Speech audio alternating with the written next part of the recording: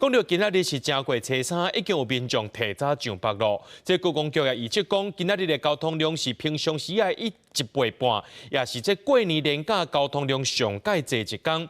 暗头开始呢，车是变搁较济哦。这国道5号可能会塞车塞到半暝2点。也来讲到这天气的部分呢，正月初四有方面到位，北部、东半部地区天气变较无稳定啊。早起天气也袂歹，趁也袂变天，赶紧行春赏樱花。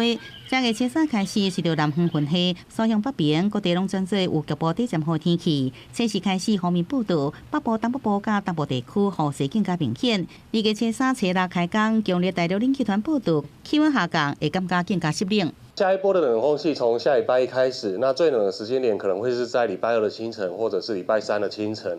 那这一波北部跟宜兰的这个地区，可能在台北站这个点，温度会是在11度左右。那在空旷地区也可能会低个1到2度，所以也会有部分地区有低于10度以下的这个状况发生。国道路况部分，对早起9点开始，也拢出现上北的车流，国五头城到北南，国一中华保养系统，也有北部都会区伫中道进前局部路段时速拢降到40公里以下的红色路况。暗头开始，上北车流更加多，有可能拖到天要光。正月初4后，有加搁再一波上北的车流。